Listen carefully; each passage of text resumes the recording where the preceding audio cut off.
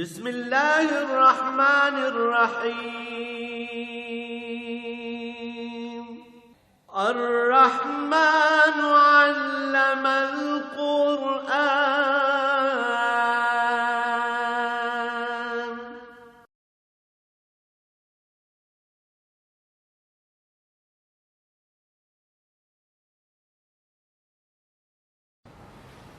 الحمد لله رب العالمين، والصلاة والسلام على حبيبه محمد وآله وصحبه أجمعين. أعوذ بالله من الشيطان الرجيم. بسم الله الرحمن الرحيم. وإن تكذبوا فقد كذب من قبلكم وما على الرسول إلا البلاغ المبين. أولم يروا كيف يبدئ الله الخلق ثم يعيده إن ذلك على الله يسير. قل سيروا في الأرض فانظروا كيف بدأ الخلق ثم الله ينشئ النشأة الآخرة إن الله على كل شيء قدير. يعذب من يشاء ويرحم من يشاء وإليه تقلبون. وما أنتم معجزين في الأرض ولا في السماء وما لكم من دون الله من ولي ولا نصير. اللهم سبحانك لا علم لنا إلا ما علمتنا إنك أنت العليم الحكيم.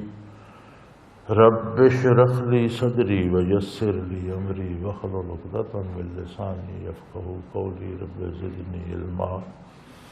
مولاي صل وسلم دائما أبدا على حبيبك خير الخلق كلهم. وأن تكذبوا فقد كذب من قبلكم وما على الرسول إلا البلاغ المبين. اگر لوگ آپ کی تکذیب کرتے ہیں، تکذیب یا انکار کرنا دو طرح سے ہوتا ہے. ایک انکار تو یہ ہے کہ سرے سے تعلیمات نبوی کو قبول ہی نہ کیا جائے، مانا ہی نہ جائے، اقرار ہی نہ کیا جائے. یہ بہت کڑا انکار ہے اور اس انکار کرنے والے کو کافر کہتے ہیں. دوسرا انکار ہے صورتاً، عملاً، مانا تو جائے، زبانی مان لیا جائے لیکن عمل نہ کیا جائے. یہ بھی بہت شدید تر ہے. ماننے والے لوگ مسلمان تو کہلاتے ہیں لیکن عملاً انکار کرنا اور ارشادات نبوی پر عمل نہ کرنا، زندگی اس کے مخالف گزارنا. اب یہ معاملہ اللہ کریم کے پاس ہے، وہ چاہے تو معاف کر دے، لیکن اگر حساب ہوا تو پھر بہت کڑا ہوگا. تو اگر آپ کی تعلیمات کا انکار کرتے ہیں تو یہ کوئی عجیب بات نہیں. فقد كذب من قبلكم، آپ سے پہلے بہت سی جماعتوں کا انبیاء علیہ السلام کی تعلیمات کا انکار کیا گیا. یہی تو امتحان ہے. آدمی جب دنیا میں آتا ہے تو مادی وجود پاتا ہے اور اس عالم میں روح تابع ہے مادی وجود کے، براہ راست مکلف مادی وجود ہے. خواہشیں وہ کرتا ہے، حظ وہ اٹھاتا ہے، لذتیں وہ حاصل کرتا ہے، دکھ اسے ہوتے ہیں. یہ ساری واردات مادی وجود کے ساتھ ہوتی ہیں. روح اس کے تابع ہے، ان اچھائیوں برائیوں کو محسوس کرتا ہے، فیل کرتا ہے، لیکن براہ راست معاملہ بدن کے ساتھ ہوتا ہے. برزخ میں موت کے بعد براہ راست مکلف روح ہو جاتی ہے. عذاب ثواب براہ راست روح کو ہوتا ہے، بدن اس کے تابع ہوتا ہے، روح سے ہو کر بدن تک پہنچتا ہے. جیسے بدن کے اعمال کی دنیا میں بدن سے ہو کر راحت یا تکلیف روح تک پہنچتی ہے، برزخ میں روح سے ہو کر بدن تک پہنچتی ہے. جب قیامت قائم ہوگی تو دونوں برابر مکلف ہو جائیں گے۔ جسے جنت نصیب ہوگی، جنت کی راحتیں روح بھی اور بدن بھی دونوں محسوس کریں گے، اور جسے سزا ملے گی سزا کے دکھ بھی دونوں محسوس کریں گے۔ تو بدن جو ہے چونکہ مادی ہے تو اس کی زیادہ توجہ مادی لذات کی طرف رہتی ہے، سوائے اس کے ایک راستہ ہے کہ کوئی دامن نبوت تھام لے اور روح کو اتنا مضبوط کرے کہ اس مادی دنیا میں مادی لذات کی بجائے اسے روحانی لذات زیادہ مرغوب ہو جائے۔ مادی بدن کو تکلیف بھی ہو تو پرواہ نہ کرے، لیکن روحانی لذات کو نہ چھوڑے۔ تو اگر آپ کی تکذیب کرتے ہیں یا انکار کرتے ہیں تو آپ سے پہلے بے شمار نبیوں اور رسولوں کا کفار نے انکار کیا، اس انکار سے نبی کو کوئی نقصان نہیں ہوتا۔ وما علی الرسول الا البلاغ المبین، چونکہ انبیاء کے ذمے ہے اللہ کی بات کو نہایت واضح انداز میں پہنچا دیں۔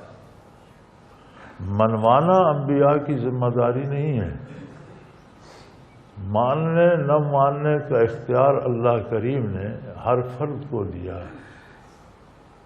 پہنچانا انبیاء علیہ الصلوۃ والسلام کی ذمہ داری ہے، اور ہر نبی نے پوری دیانت و امانت کے ساتھ اللہ کریم کا پیغام پہنچایا۔ اس کی راہ میں شہید بھی ہوئے، تکلیفیں اٹھائیں، دکھ اٹھائے، لیکن پہنچانے کا حق ادا کر دیا۔ آقا نامدار صلی اللہ علیہ وآلہ وسلم اللہ کے آخری نبی اور پوری انسانیت کے لیے نبی مبعوث ہوئے۔ آپ نے تبلیغ کا حق پہنچانے کا حق ایسے ادا کیا کہ اب 15ویں صدی جا رہی ہے، لیکن دنیا کا کوئی گوشہ ایسا نہیں ہے جہاں اسلام پہنچ نہ رہا ہو، پہنچایا نہ جا رہا ہو، بیان نہ کیا جا رہا ہو۔ اب اگر کوئی نہیں مانتا تو اس کا ذمہ دار وہ خود ہے۔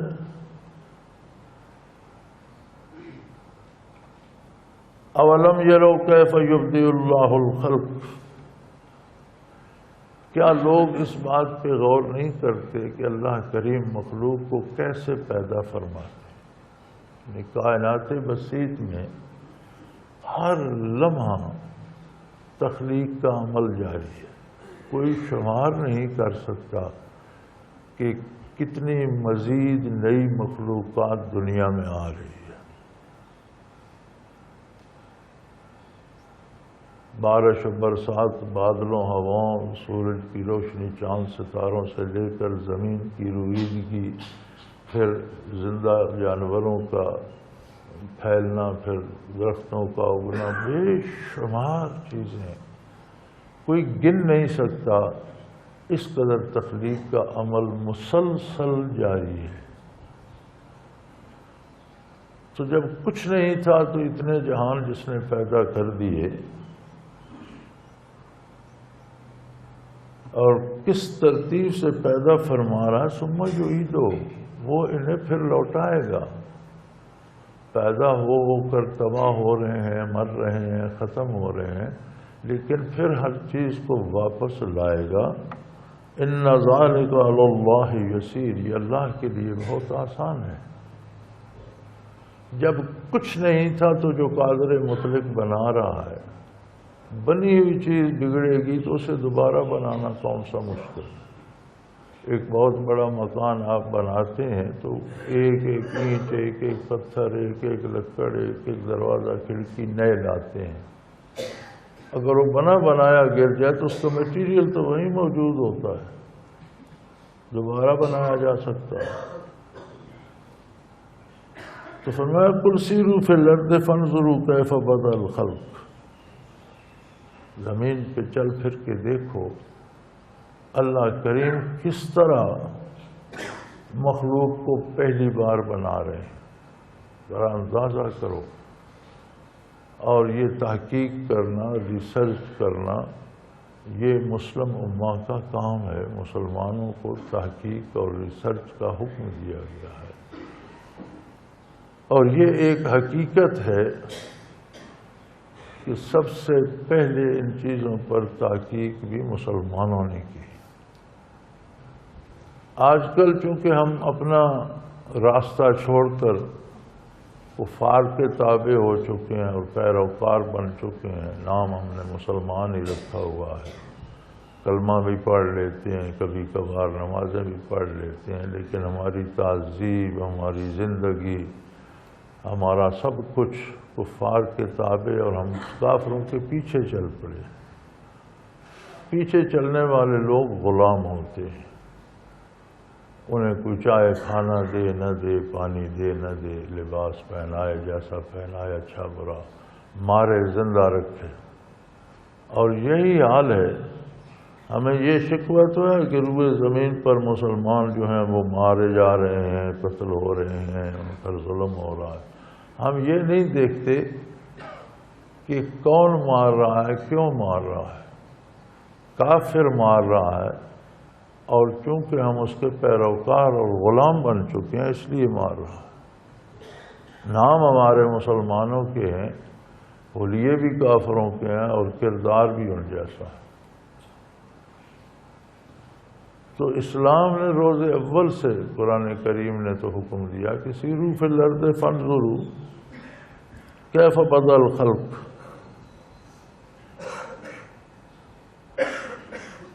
کائنات میں پھر کر اللہ کی مخلوق پر تحقیق کرو، ریسرچ کرو، ایک طرح کی کیسے سیل پیدا کرتا ہے، کن سیلوں کو کس انداز میں جوڑ کر کیا بناتا ہے، کس طرح درخت بنتا ہے، پھول کیسے بنتا ہے، پھل کیسے بنتا ہے، انسانی وجود کیسے تخلیق پاتے ہیں، کس کس طرح سے کہاں کہاں کے ذرات آ کر ایک انسانی وجود میں شامل ہوتے ہیں، کیسا عجیب نظام ہے قدرت کا، تو اس پر تحقیق کرنے کا حکم ہے۔ اور جب یہ پہلی بار بنانے پہ قادر ہے تو دوسری بار بنانا کون سا مشکل ہے۔ اللہ کریم وہی اللہ جو پہلی دفعہ پیدا فرما رہے ہیں وہ دوبارہ ہر چیز کو پیدا فرمائیں گے۔ ان اللہ علی کل شیء قدیر، یقیناً اللہ جل شانہ ہر چیز پہ قادر۔ یعذب من یشاء ویرحم من یشاء والیہ تقلبون۔ وہ مالک و مختار ہے، جسے چاہے عذاب دے، کوئی اسے روک نہیں سکتا، جس پر چاہے رحم فرمائے، کوئی اس کی رحمت کے آگے بھی بند نہیں باندھ سکتا۔ تمہیں ہر حال اسی کی بارگاہ میں لوٹ کر جانا۔ اللہ کریم نے جگہ جگہ قرآن کریم میں یہ بتا دیا کہ عذاب و ثواب کا قاعدہ اور قانون کیا ہوگا۔ وہ قادر ہے، اگر ساری کائنات کو تباہ کر دے تو کوئی زیادتی نہیں ہوگی۔ وہ مالک ہے، اس نے خود پیدا کی، خود تباہ کر دی، کوئی اس میں حصے دار نہیں ہے، نہ بنانے میں نہ پیدا کرنے میں۔ ساری کائنات کو آباد رکھ کے کوئی روکنے والا نہیں ہے۔ ساری مخلوق کو عذاب دے تو یہ زیادتی نہیں ہوگی، اس کی اپنی مخلوق ہے، جو چاہے کرے، لیکن اس نے مخلوق پر چھوڑ دیا۔ فرمایا اس عالم میں تمہیں بے شمار نعمتیں دے کر، بے شمار لذتیں دے کر، بے شمار عجیب و غریب راحتیں دے کر ان سے روکوں گا نہیں، ان سے روکا نہیں گیا، کسی کام سے نہیں روکا گیا۔ ہر کام کو کرنے کا ایک طریقہ متعین کر دیا گیا۔ اگر میری کائنات میں میرے بنائے ہوئے طریقے کے مطابق رہو گے تو دو فائدے ہوں گے، دنیا میں بھی آسانیاں ہوں گی، عزت ہوگی، اور آخرت میں بھی کامیابی۔ میری کائنات میں تم ایک ادنا سا فرد ہو کر اپنی مرضی نافذ کرو گے اور جو جی چاہے گا کرو گے تو سزا پاؤ۔ اس نے یہ قاعدہ طے کر لیا، اور اسلام نے زندگی کی کسی راحت سے روکا نہیں ہے، اس کے حاصل کرنے اور استعمال کرنے کا سلیقہ بتایا۔ اور یہ بڑی واضح حقیقت ہے کہ شرعی طریقے سے نعمتوں کو حاصل کرنے میں بھی راحت ہے اور استعمال کرنے میں بھی راحت ہے۔ غیر شرعی طریقے سے نعمتیں حاصل کرنے میں بھی مشکلات ہیں اور استعمال میں بھی مشکلات ہیں۔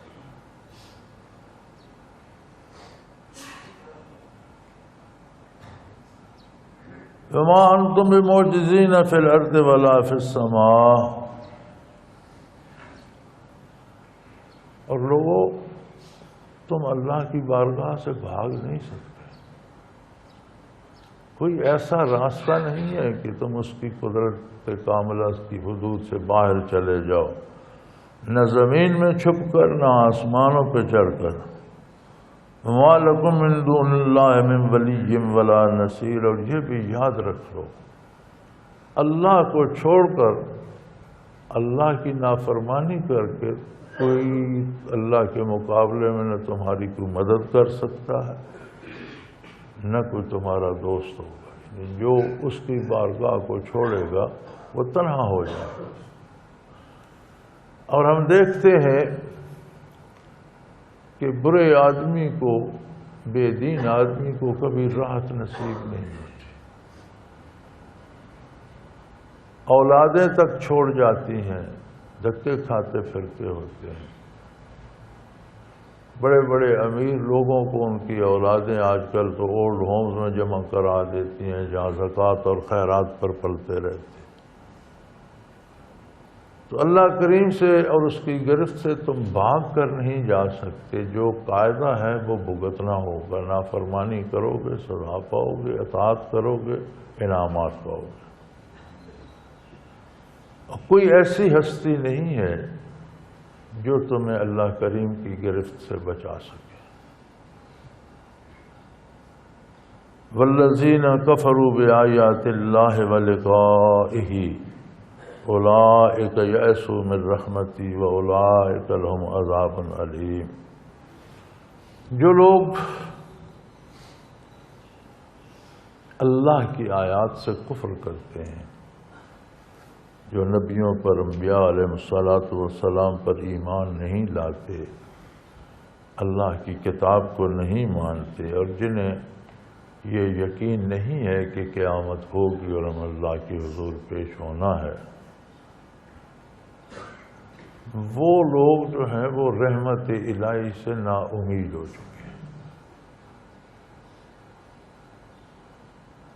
رحمت الہی سے نا امید ہونے کا مفہوم یہ ہے کہ ان کے لیے زندگی میں بھی کوئی آرام رہا نہیں ہے،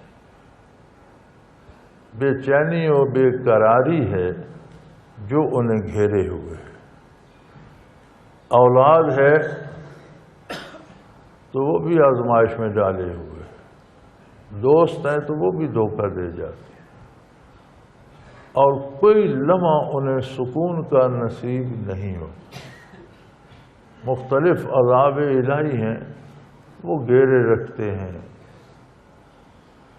عجیب و غریب بیماریاں چمٹ جاتی ہیں، عجیب و غریب پریشانیاں چمٹ جاتی ہیں، چونکہ رحمت الہی کا ان کی زندگی میں عمل دخل نہیں رہتا، تو کوئی لمحہ سکون کا انہیں نصیب نہیں ہوتا، ہر حال میں بے سکون رہتے ہیں۔ اور یہ بڑی عجیب بات ہے،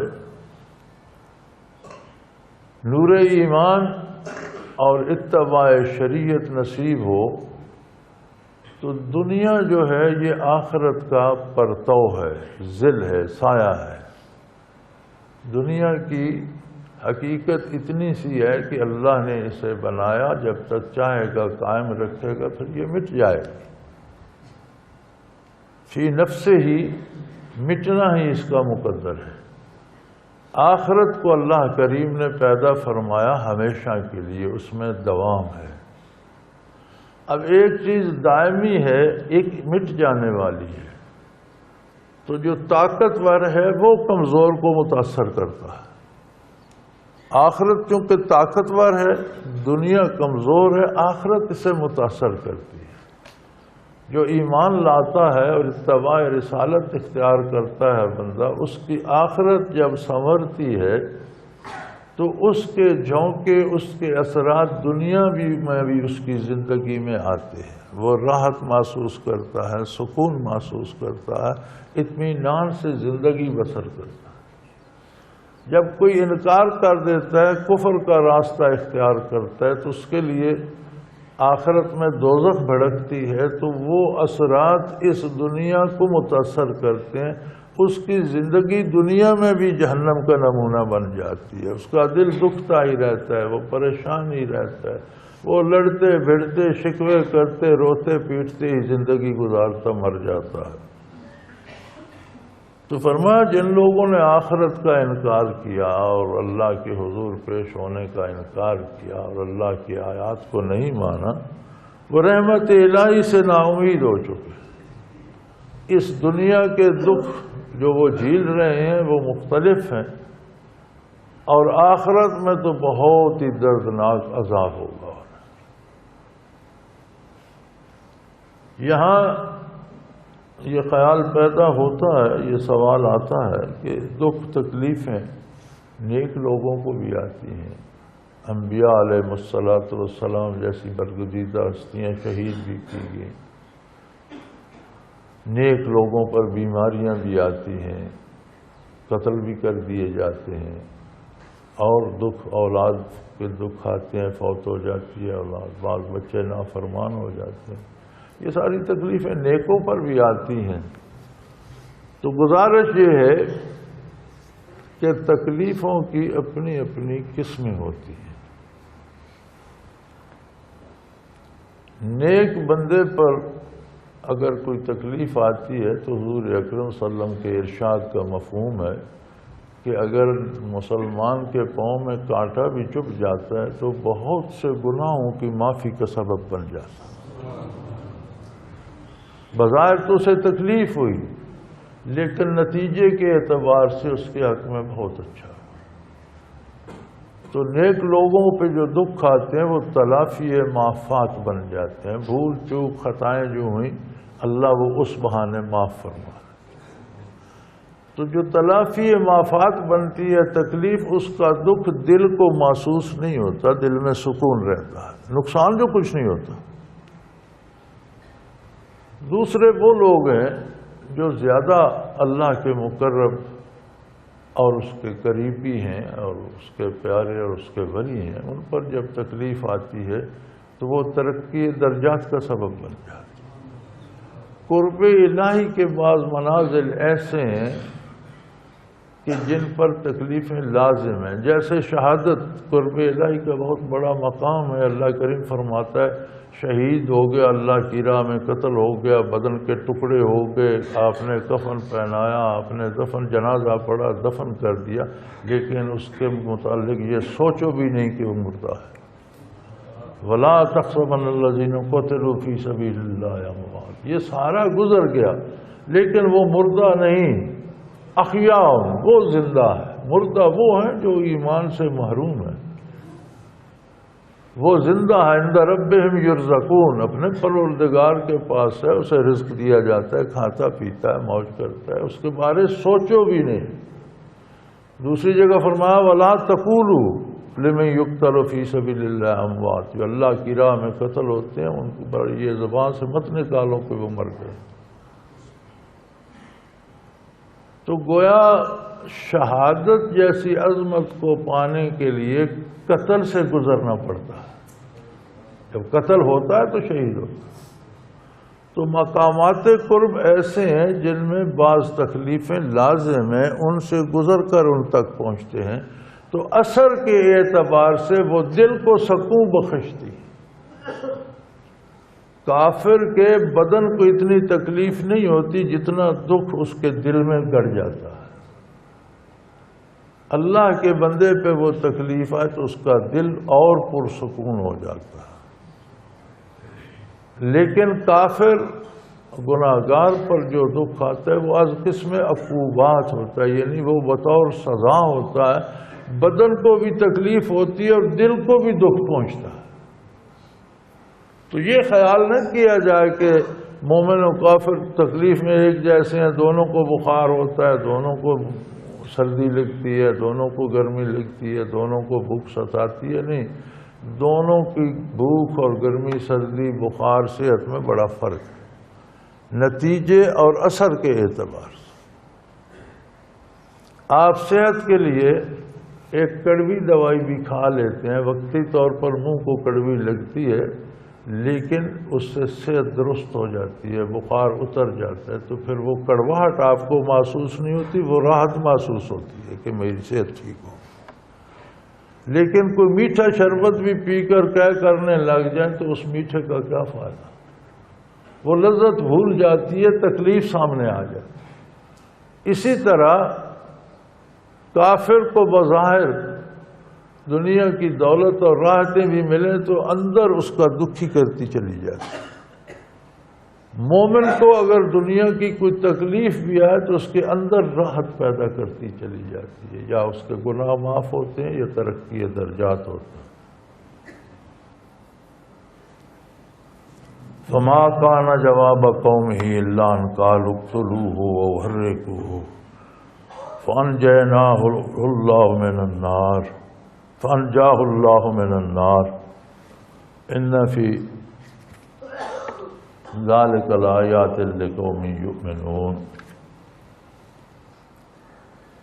ابراہیم علیہ السلام نے بہت محنت کی، جس گھر میں پیدا ہوئے اس گھر سے ہی مقابلہ شروع ہو گیا، اور سب سے پہلے تبلیغ کی ابتدا اپنے ہی والد گرامی سے کی۔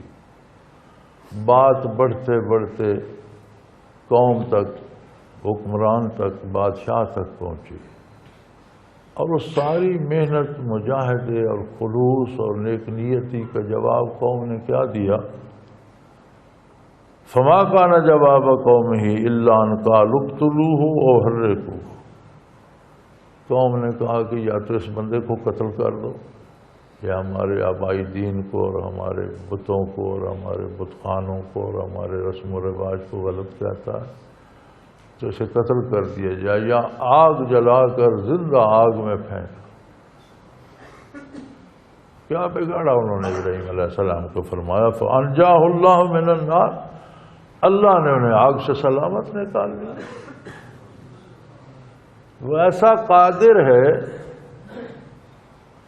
کہ اس نے آگ ہی کو حکم دیا کہ تو ساری عمر جلاتی رہتی ہے، ابراہیم علیہ السلام کے لیے باد بہاری بن جا۔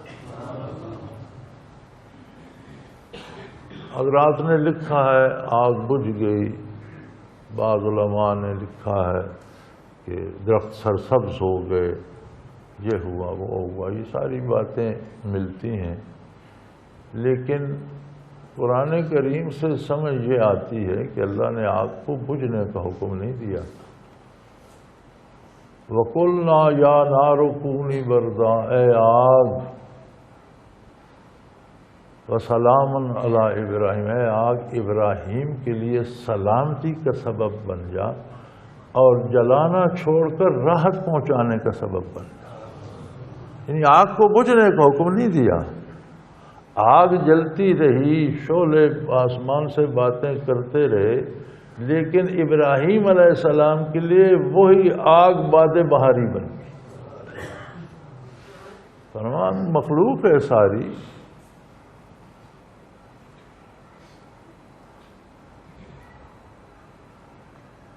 خاک و آب و باد و آتش بندان، با منوت و مردہ با حق زندان۔ یہ مٹی، آگ، ہوا، پانی اللہ کی مخلوق ہے، ہمارے لیے بے جان صحیح، لیکن اللہ کی تو مخلوق ہے، اس کے سامنے تو زندوں کی طرح مکلف ہیں، اس کا حکم بھی سنتے ہیں، اس کی اطاعت بھی کرتے ہیں۔ تو فرمایا، انہوں نے کہا اسے زندہ آگ میں ڈال دو۔ ہم نے آگ کو حکم دیا کہ تو اسے لوریاں دے، کھلا، میرا محبوب ہے، اسے راحت پہنچا، ٹھنڈک پہنچا، درختوں کو جلاتی رہو، ابراہیم علیہ السلام کی یہ باد بہاری بن جاؤ۔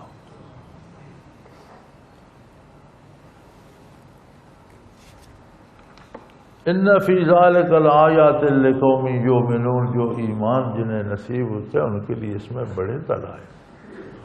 بظاہر دکھوں کی شکل دکھوں کی صورت میں رہتی ہے، لیکن ان کے اندر راحت ڈال دی جاتی ہے۔ اللہ کے بندوں کو بیماریاں، دکھ، پریشانیاں بھی سکون اور راحت عطا کرتے ہیں، اور اللہ کے نافرمانوں کو بظاہر آرام دہ محلات اور خوابگاہیں بھی دکھ دیتی ہیں۔ بڑے بڑے عالی شان محلوں میں بڑے بڑے عالی شان قیمتی بستروں پر لیٹے ہیں، ہر طرح کی سہولتیں، اے سی چل رہے ہیں، روشنیاں لگی ہوئی ہیں، باہر گاردیں لگی ہوئی ہیں، یہ سو رہے ہیں، لوگ جاگ رہے ہیں، ان کی حفاظت کر رہے ہیں، پھر ان غریبوں کو نیند نہیں آتی، پھر کوئی گولی کھانا پڑتی ہے، اور تب جا کر ان کی آنکھ بند ہوتی ہے۔ اندر سکون نہیں ہے نا، اندر پریشانیاں ہیں۔ اندر کی پریشانیوں کا علاج کیسے؟ اور اندر سکون ہو تو راحت ہی راحت ہے۔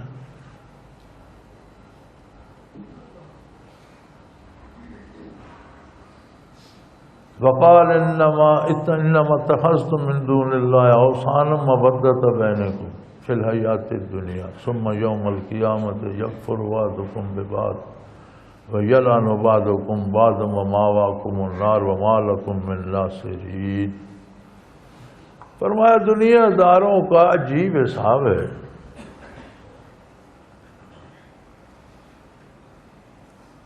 انہوں نے اپنی دوستی کا سبب بھی غیر اللہ کو، بتوں کو اور غلط امیدوں کو بنا رکھا۔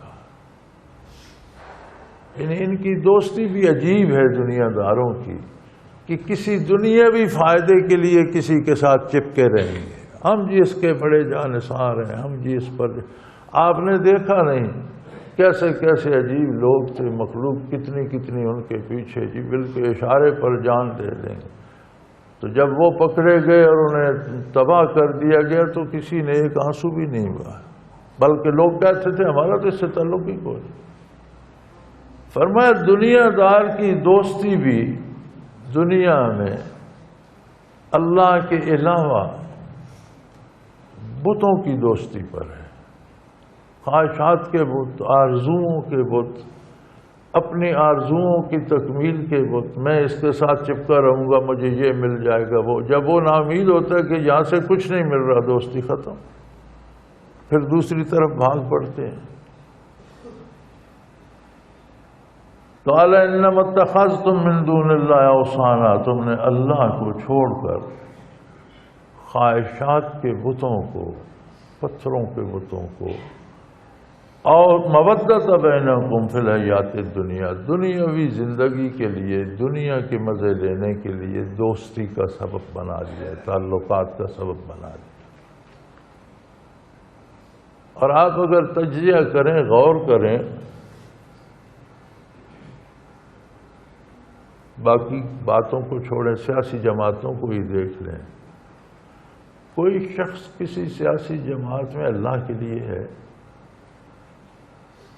رضائے باری کے لیے ہے، ہر بندے کے دل میں ہے میں یہاں چپکا رہوں گا، مجھے یہ مل جائے گا، اور دنیا کے لیے۔ لیکن جب اس جماعت پہ مشکل آتی ہے، مصیبت آتی ہے، تو بھاگنا شروع کر دیتے ہیں کہ ہمارا تو اس سے تعلق ہی کوئی نہیں تھا۔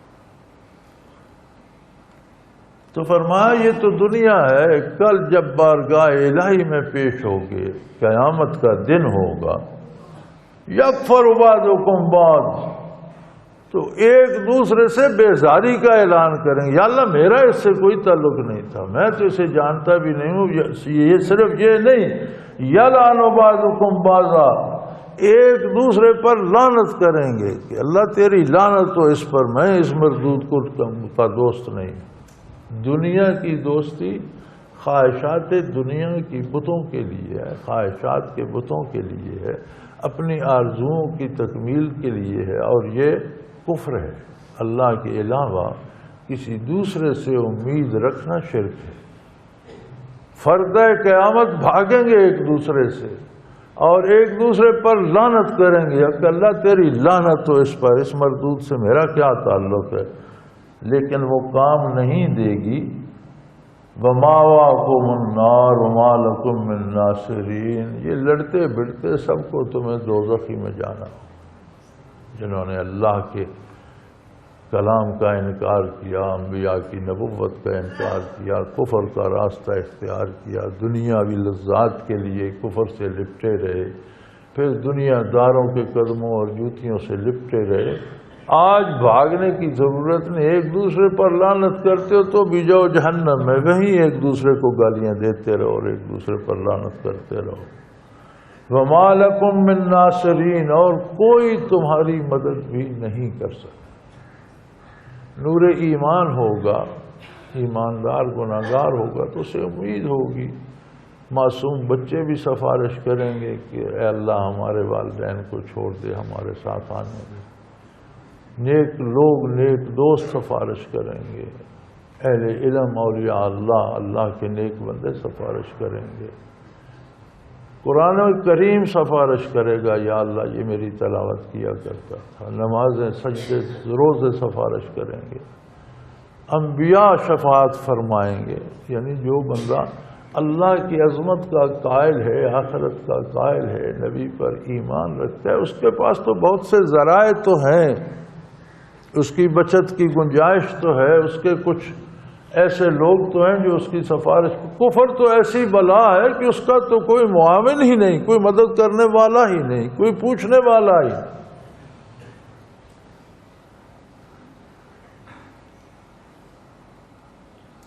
فآمن لہ لوط،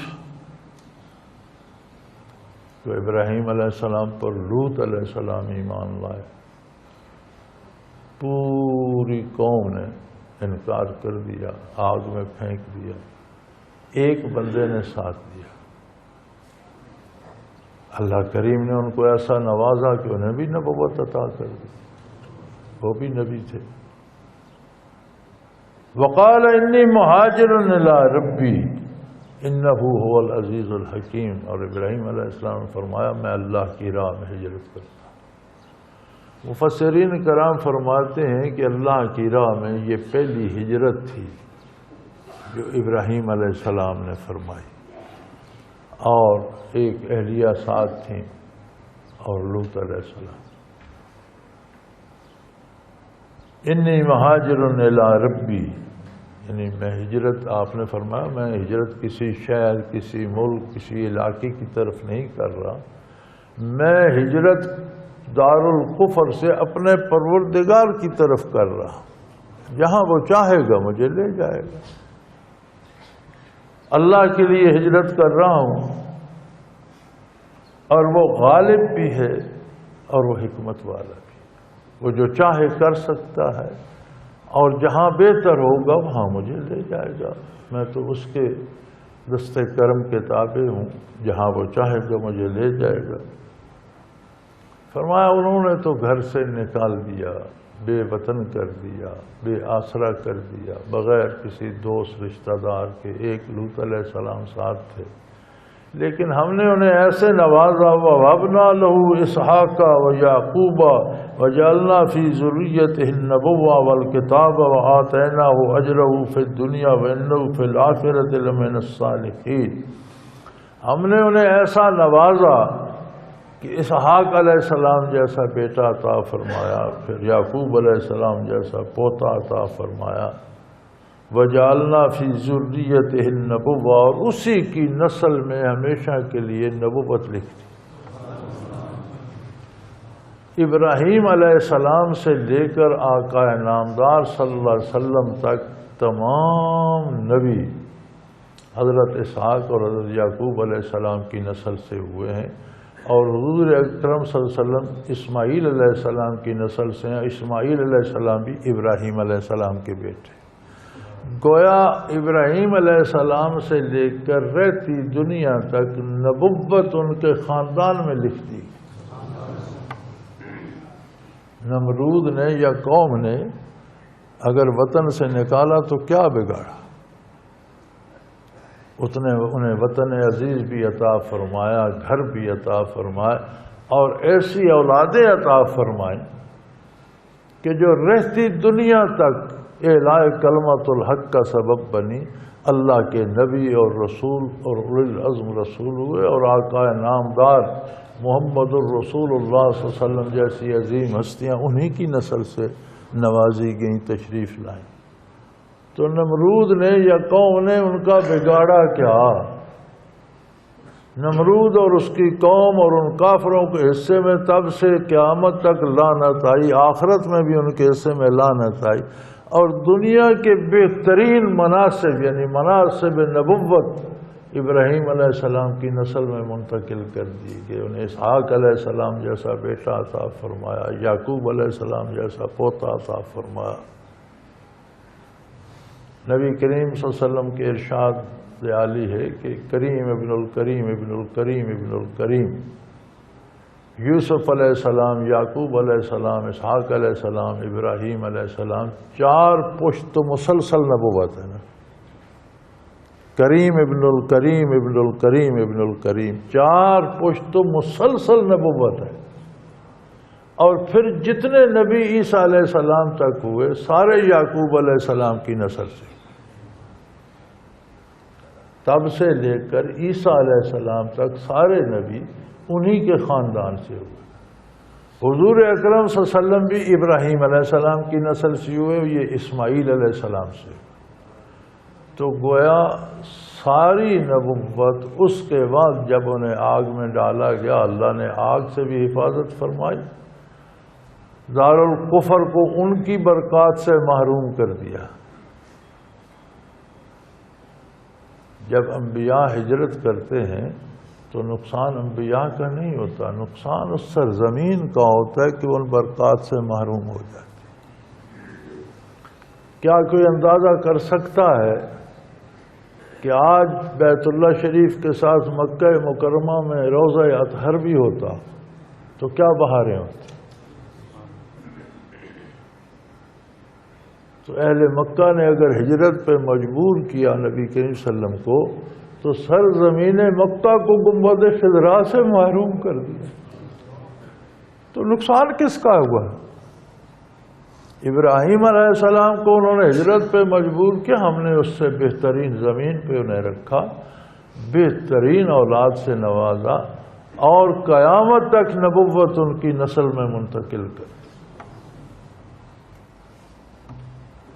انبیاء میں نبی صلی اللہ علیہ وسلم نے فرمایا کہ یوسف علیہ السلام اللہ کے ایسے نبی ہیں جن کا باپ نبی، دادا نبی، پر دادا نبی۔ اور غیر انبیاء میں ابو بکر صدیق ایک ایسی ہستی ہیں جن کے بیٹے صحابی، پوتے صحابی، خود صحابی، باپ صحابی، 4 پشت صحبت محمد الرسول نصیب ہے حضرت ابوبکر صدیق کو۔ ان کا باپ صحابی، خود صحابی، بیٹے صحابی، پوتے صحابی، مسلسل 4 نسلیں نبوت نصیب ہے، ابراہیم علیہ السلام، اسحاق علیہ السلام، یعقوب علیہ السلام اور یوسف علیہ السلام۔ تو یوسف علیہ السلام کی تعریف میں حضور نے فرمایا کریم ابن الکریم ابن الکریم ابن الکریم، خود نبی تھے، باپ نبی تھے، دادا نبی تھے، پردادا نبی تھے۔ اور غیر انبیاء میں صرف ایک ہستی ہیں ابو بکر صدیق، جن کے پوتے صحابی، بیٹے صحابی، خود صحابی، باپ صحابی۔ یہ اللہ کی عطا ہے۔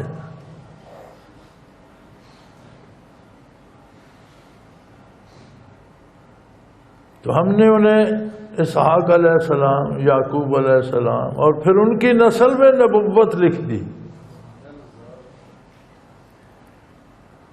اور ان کی نسل میں کتاب الہی لکھ دی کہ جو کتاب بھی اس کے بعد آئے گی وہ نبی و رسول تمہاری ہی نسل سے ہو۔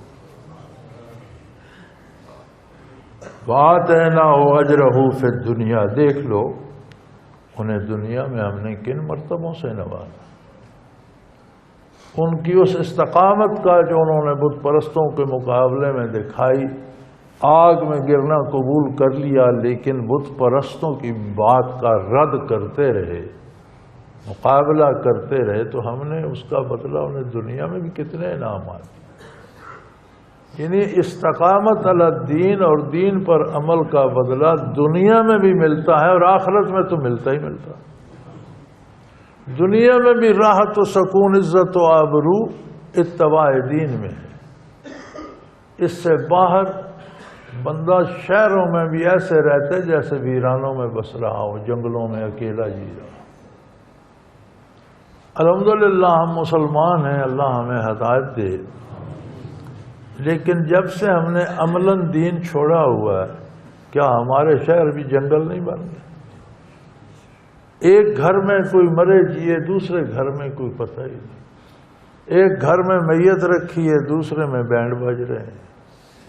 کوئی پتہ نہیں کون مر گیا، کون زندہ ہے، کون لٹ گیا، کون سلامت ہے، کوئی تعلق نہیں، کوئی رشتہ۔ ہمارے شہر بھی ویرانے نہیں ہو گئے؟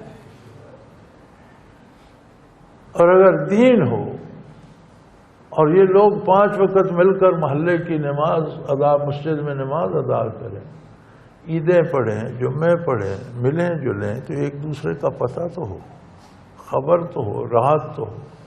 تو دنیا میں بھی راحت دین میں ہے۔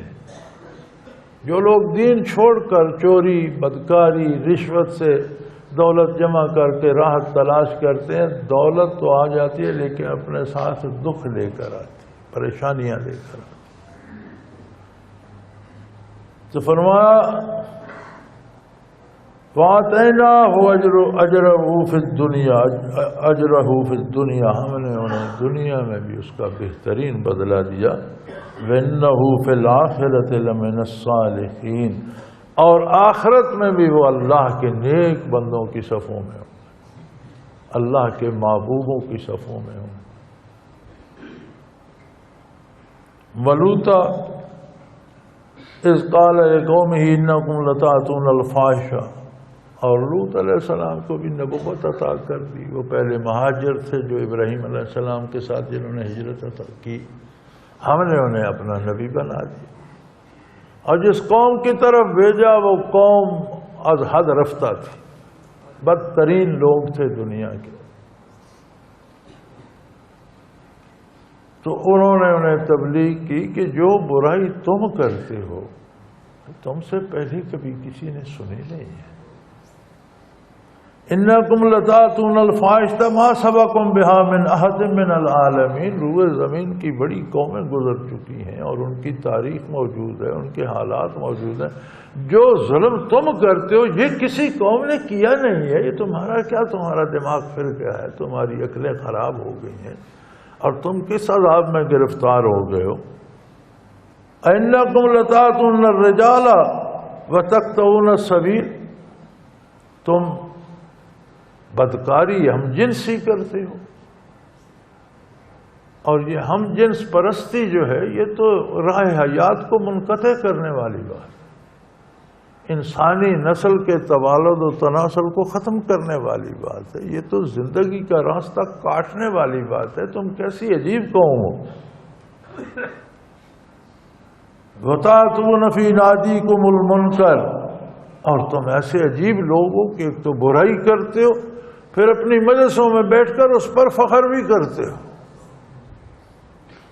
گناہ کرنا ایک جرم ہے، ہو سکتا ہے کبھی دل میں کوئی ایسا خیال آ جائے کہ اللہ توبہ کی توفیق دے دے۔ ایک اور جرم عجیب ہے کہ گناہ کر کے پھر مجالس میں بیٹھ کر اس پر فخر کرنا۔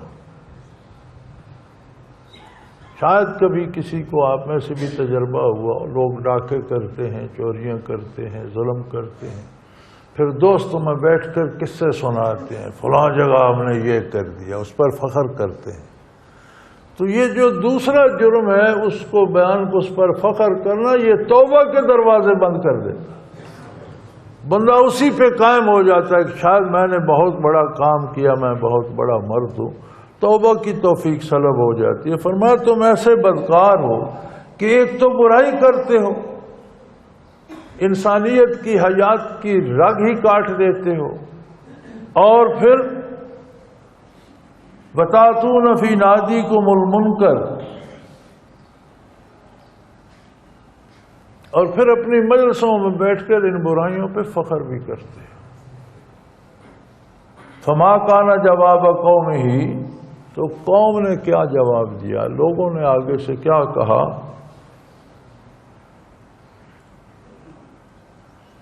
الا ان قالوا ائتنا بعذاب اللہ ان کنت من الصادقین، انہوں نے کہا بھئی تم مت کہتے ہو میں اللہ کا نبی ہوں، میں اللہ کا رسول ہوں، اگر ہم نہیں باز آئیں گے تو ہم پر عذاب آ جائے گا، تو لے آؤ بھئی وہ عذاب کہاں ہے، لے آؤ، ہم نہیں مانتے بات آپ،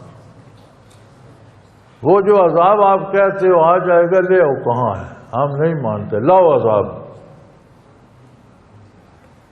پتہ چل جائے گا کہ تم سچ کہہ رہے ہو یا سچے نہیں ہو، ہم تو آپ کو جھوٹا کہتے ہیں، آپ جھوٹ بولتے ہو، لیکن اگر آپ سچے ہیں تو ہم مان نہیں نہ رہے، پھر لاؤ عذاب کہاں ہے۔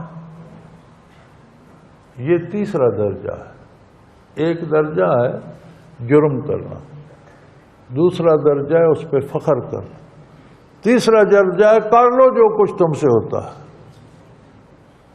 تو فرمایا ایک تو انہوں نے اللہ کے نبی کا انکار کیا، مذاق اڑایا، انکار کر دیا، برائی کا راستہ اپنایا، ہم جنس پرستی شروع کر دی۔ اب مہذب قوموں نے ہم جنس پرستی کو قانونی تحفظ دے دیا ہے، یہ بھی اسی طرف جا رہے ہیں، اور اس پر بھی ان قوموں کو فخر ہے کہ ہمارے ہاں آزادی ہے۔ یہ کون سی آزادی ہے؟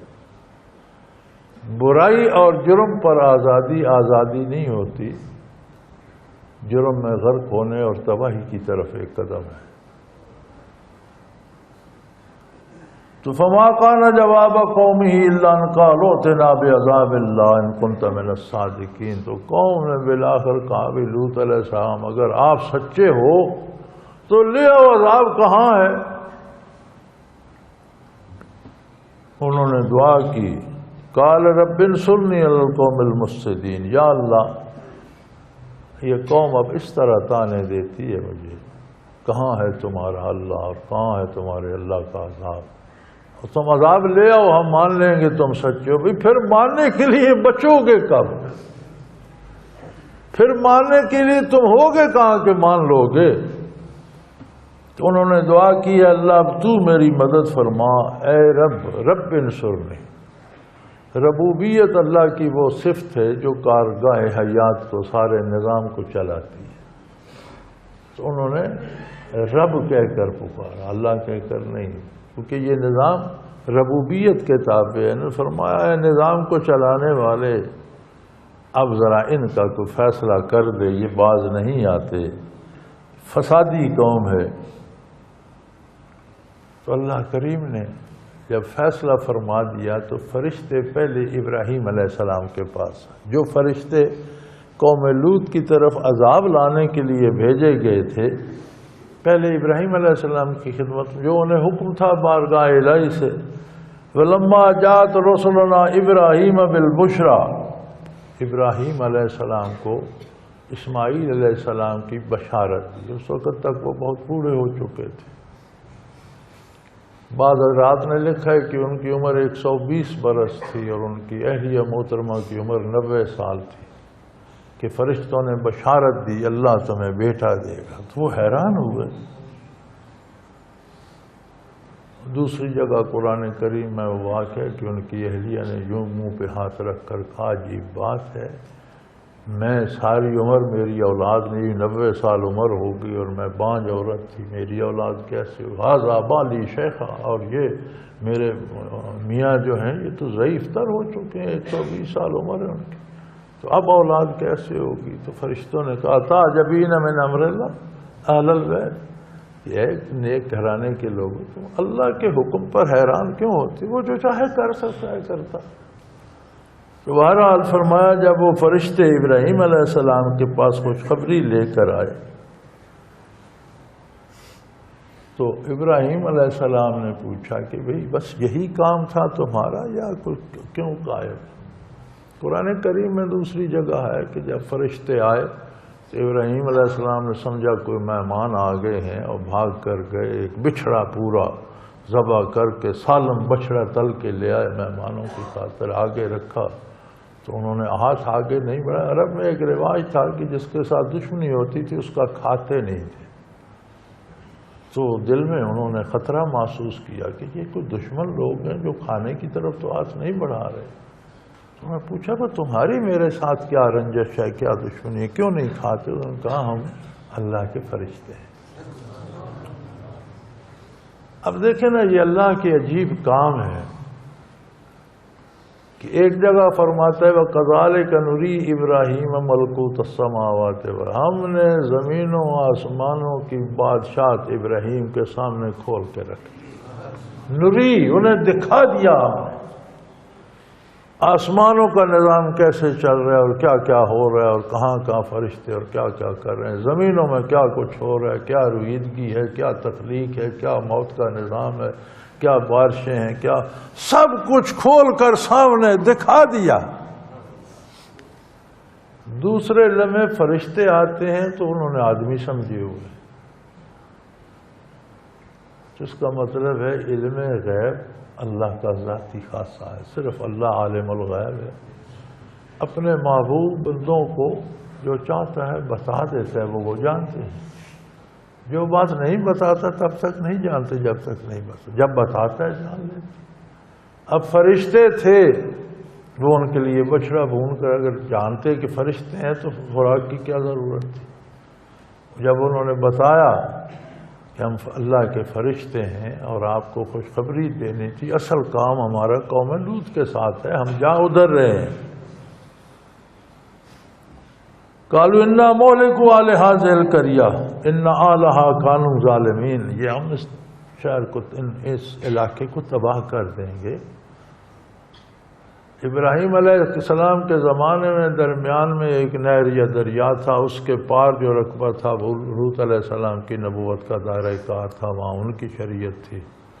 انہوں نے کہا جی ہم نے آپ کو تو یہ اللہ نے ہمیں حکم دیا کہ آپ کو یہ بشارت اور خوشخبری سناتے جائیں، تو اصل کام تو ہم وہاں کرنے جا رہے ہیں.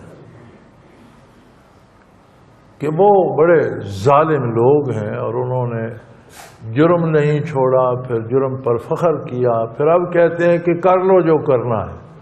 تو اللہ نے فیصلہ کر دیا، ان کا جو کرنا ہے وہ ہو جائے گا. قَالَ إِنَّ فِيهَا لُوطًا، تو فوراً انہوں نے کہا بھئی وہاں تو لوط علیہ السلام بھی ہیں، اللہ کے نبی ہیں، میرے عزیز ہیں، تو تم کیا کرنے جا رہے ہو؟ قَالُوا نَحْنُ أَعْلَمُ بِمَنْ فِيهَا، فرشتوں نے کہا کہ ہم خوب جانتے ہیں کون کون وہاں ہے، ہمیں خبر ہے، اللہ نے ہمیں بتا دیا، ہمیں پتہ ہے. لَنُنْجِيَنَّهُ وَآلَهُ، لوط علیہ السلام کو اور ان کے پیروکاروں کو، ان کے اہل کو، جو ان کا دامن تھامے ہیں، سب کو بچا لیں گے سوائے ان کی بیوی کے. إِلَّا امْرَأَتَهُ، ان کی بیوی کے علاوہ سب کو بچا لیں گے. اب دیکھیں کیسی عجیب بات ہے، فیصلے ہوتے ہیں دلی تعلقات پر.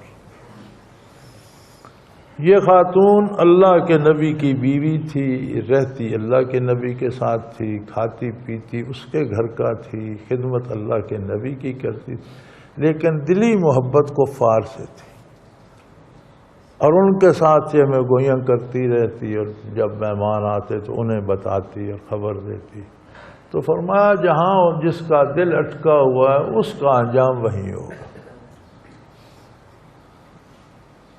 فرعون کی بیوی کی تعریف فرمائی اللہ کریم نے، نبی کریم صلی اللہ علیہ وسلم نے تعریف فرمائی کہ اپنے زمانے کی عورتوں میں سب سے بہترین خاتون ہے. رہتی فرعون کے گھر میں تھی، بیوی اس کی تھی، لیکن محبت موسیٰ علیہ، دلی رغبت موسیٰ کی طرف تھی. تو انجام ان کی طرف ہوا جنت کے ساتھ. تو فرشتوں نے عرض کی ابراہیم علیہ السلام کو کہ ہمیں پتہ ہے، اللہ پاک نے ہمیں سب بتا دیا ہے. نہ صرف آپ تو لوط علیہ السلام کی بات کر رہے ہیں، جتنے لوگ دلی طور پر ان کے ساتھ ہیں ان سب کو بھی ہم بچا لیں گے. ہاں سوائے ان کی بیوی کے، وہ نہیں بچ پائے گی. کانت من الغابرین، وہ پیچھے رہ جانے والوں میں رہے گی، چونکہ اس کا دلی رجحان ان کافروں کی طرف ہے تو وہ اس طرف رہ جائے گی. فلما ان جاءت رسلنا لوطا سیء بهم وضاق بهم ذرعا، جب وہ لوط علیہ السلام کے پاس آئے تو نوجوان لڑکوں کی صورت میں، اور لوط علیہ السلام نے دیکھا تو وہ بہت گھبرا. وہ بہت پریشان ہوئے کہ یہ نوجوان لڑکے ہیں، یہ قوم شہوت پرست ہے، یہ لڑکوں کے پیچھے پڑ جاتی ہے، اب یہ میرے گھر آ گئے، میرے مہمان ہیں، قوم آ جائے گی، ان سے زیادتی کریں گے، یہ بڑا ظلم ہے، بڑے پریشان ہوئے۔ سیّا بہم، بہت پریشان ہوئے، وضاق بہم ذرا، ان کا دل بڑا اس سے گھبرایا، تنگ ہوا، پریشان ہو گئے، یا اللہ یہ کیا ہوگا؟ وقالوا لا تخف، تب انہوں نے بتایا کہ آپ ڈرے نہیں، ہم فرشتے ہیں اللہ کے۔ ولا تحزن، ہماری فکر نہ کریں، یہاں بھی لفظ حزن کا دوسرے کے دکھ کے لیے آیا، ولا تحزن، ہماری فکر نہ کریں،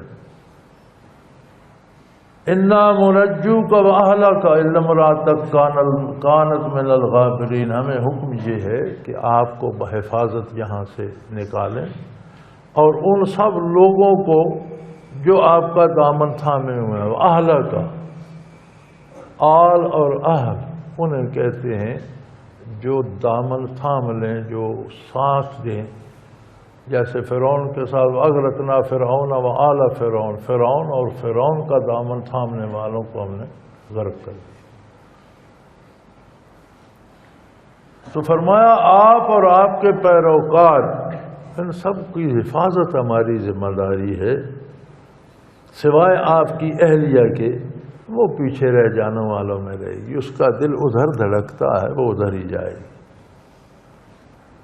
انا منزلون علی اہل هذه القرية رجزا من السماء بما كانوا يفسقون، اور ان شہر کے رہنے والوں پر، ان بستیوں پر تو ہم آسمان سے مصیبتیں اور عذاب ڈھانے والے ہیں، اتارنے والے ہیں، اس لیے کہ یہ بہت بدکار ہے۔ اللہ کریم نے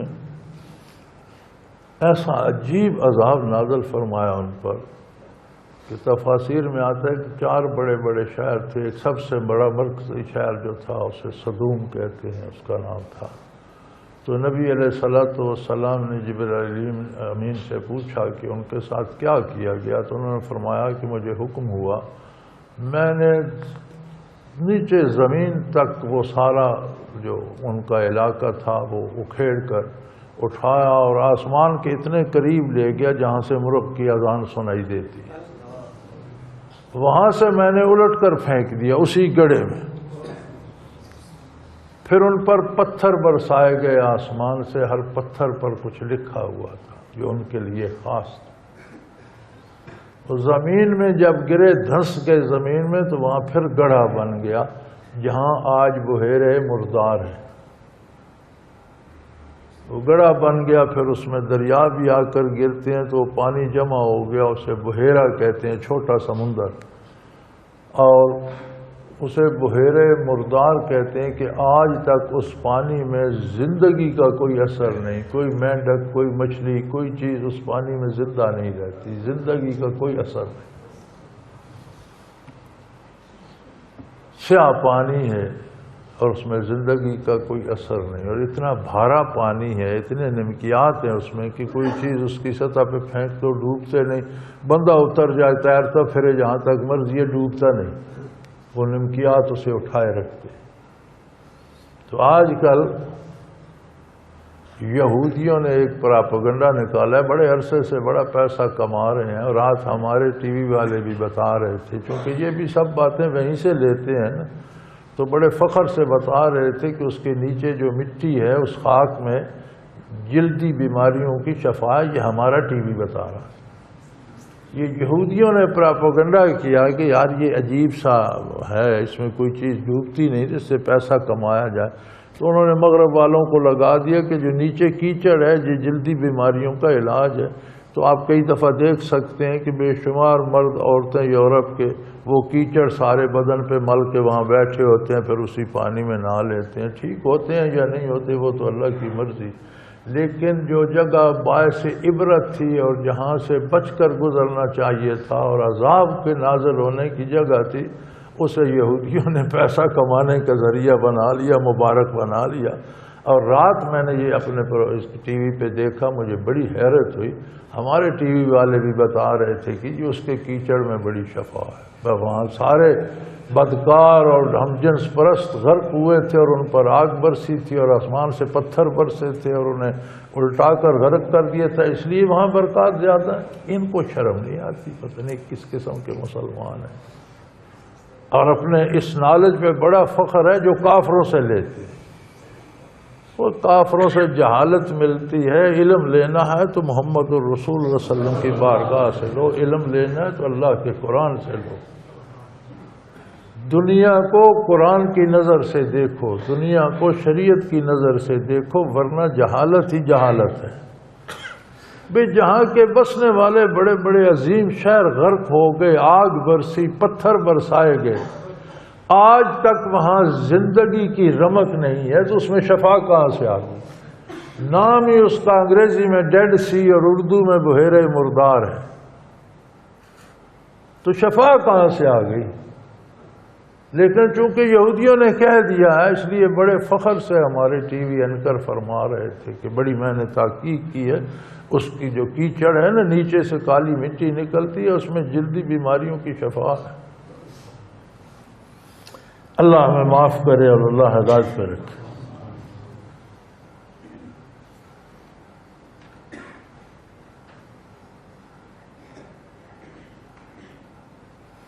فرمایا انا منزلون علی اہل هذه القرية رجزا من السماء بما كانوا يفسقون، ان کی برائیوں اور ان کے گناہوں اور فسق و فجور کی وجہ سے ہم ان پر آسمانوں سے عذاب نازل کریں گے، تباہی لائیں گے۔ وَلَقَدْ تَرَكْنَا مِنْهَا آيَةً بَيِّنَةً لِقَوْمٍ يَعْقِلُونَ، اور ہم نے ان عقل والوں کے لیے، دانش مندوں کے لیے وہاں ہمیشہ نشانیاں چھوڑ دی، ہمیشہ کے لیے، یعنی اس گڑھے کو ہمیشہ کے لیے موت کا، تباہی کا گڑھا بنا دیا، اور اس کا نام ہی ڈیڈ سی اور بحیرہ مردار پڑ گیا، اور آج بھی اس میں زندگی کا کوئی اثر نہیں۔ قرآن تو اس کے بارے یہ بتا رہا ہے کہ بدترین جگہ ہے، اور ان کو تو لے ڈوبی، وہ تو غرق ہوئے، وہ تو تباہ ہوئے، ان پر پتھر برسے، لیکن بعد میں آنے والوں کے لیے ہم نے اسے باعث عبرت بنا دیا کہ یہاں زندگی نام کی کوئی چیز نہیں۔ اور عجیب ہے، حیرت ہے ہمارے دانشوروں پر کہ وہاں پھر شفا کے اعلان کر رہے ہیں۔ وَإِلَىٰ مَدْيَنَ أَخَاهُمْ شُعَيْبًا، اور مدین میں شعیب علیہ السلام کو مبعوث فرمایا۔ اللہ اللہ اللہ اللہ اللہ اللہ اللہ اللہ۔